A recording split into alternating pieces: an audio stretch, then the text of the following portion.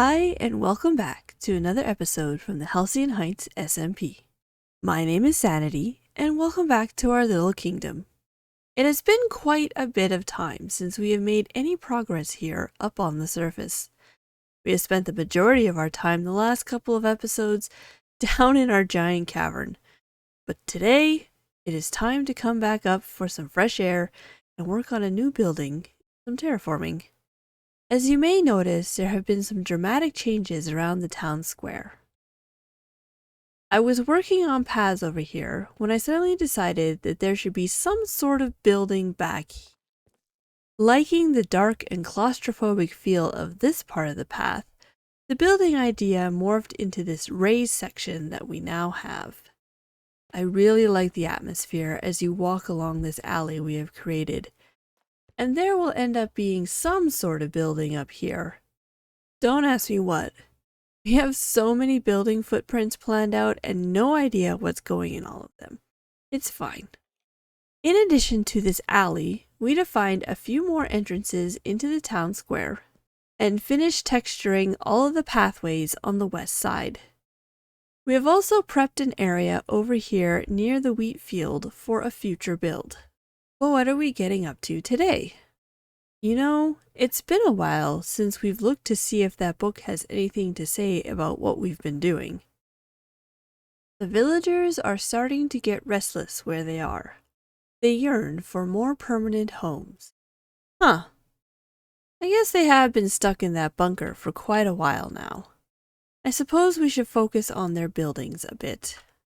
Now, I was planning on building the church next, but it is becoming quite the project. I'm also glad that I am actually doing some pre-planning for it because it turns out that the space that we had previously terraformed to allow for enough room is not actually big enough. So instead, I will focus on some of the smaller builds while I continue to work on the church plans. With that in mind, today we will build the blacksmith.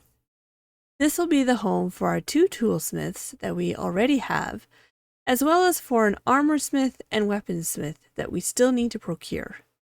It will also house our supersmelter, which is what we will build first, and then build the building around it.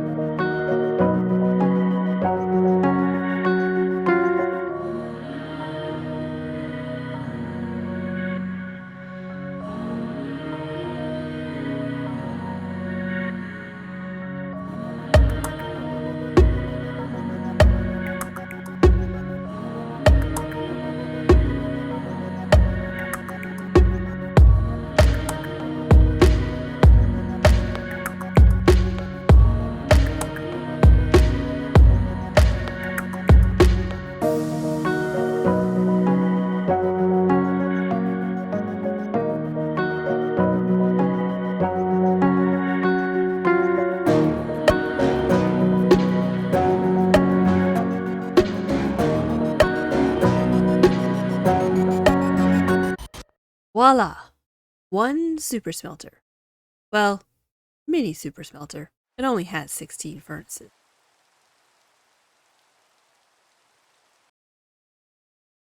Now, as I was saying, before we were so rudely interrupted by that rain, 1 supersmelter. Well, mini supersmelter. As I said, it only has 16 furnaces. I am really happy with how this came out, though. My previous attempts at supersmelters have had a few flaws, but I have been able to work them out with this one. First, I have never been able to incorporate automatic fueling for the furnaces, because the rails on the lower level would always connect to the rails on the upper level, and I didn't understand how to force them to do what I want. Second, distribution between the furnaces was not even, especially with my smelter from last Chronicle. But this one seems to be able to keep the distributions fairly consistent between all of the furnaces. A new addition to this smelter that I've never had before is this loading station. It keeps the rail cart here until the hopper above is empty. I know there are more sophisticated systems, which keep it there until the rail cart is full, but one step at a time. To help with the initial loading of the minecart, and so it isn't running all the time, I've installed this lever here by the intake barrel, which deactivates the powered rail until I want to use the smelter. Now, I normally use coal to smelt things, and therefore would try to make sure that I smelt quantities that efficiently use the coal, but given we have a super producing bamboo farm, I think we will try that and see how it goes.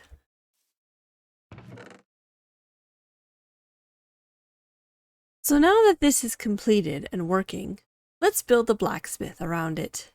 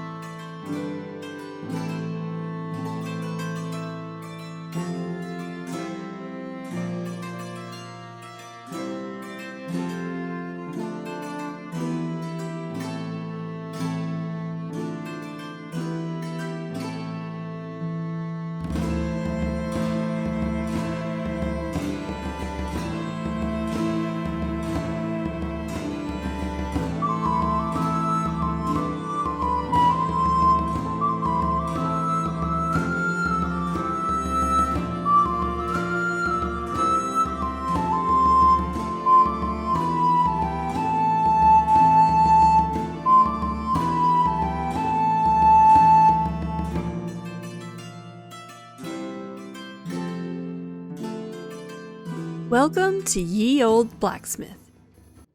Yeah, I know, not very original, but I couldn't really think of anything. If you have any suggestions, please put them down in the comments. So as you could see in the time lapse, the super smelter is now nestled behind these doors. In this area over here, I have installed the forge, and we have some materials and an armor stand scene of the blacksmith working on a sword. Upstairs, we have what could be a shop, displaying armor, weapons, and tools. So you might have noticed we are currently rocking a golden chestplate. I know what you're thinking. Did you get pranked? Well, if I did, I pranked myself. See, I was setting up the armor stands here using a lot of spare gear that we have picked up along the way. Most of the gold armor was curse of binding, so I was being very careful. But then tragedy struck. Now it's gonna take... Get the... I was afraid of that. Why is hot swap? It's fine. So, on the bright side, we are perpetually ready for the nether, but we are grounded for the foreseeable future. Yes, I know I could just die to get it off, but it will break soon enough. Thankfully, it's made of gold, not diamond, or Venus forbid, netherite. So I think we will wear this chestplate of shame for at least a little while. The only thing missing in this build now is the villagers. The 2 toolsmiths will be living down below in a forge area, while up here we'll have the armorsmith and weaponsmith. Hence why we have all these gates set up. Don't need them wandering off once we get them nice and safe in their forever homes. So I guess there's nothing left to do but get them all over here. Yay.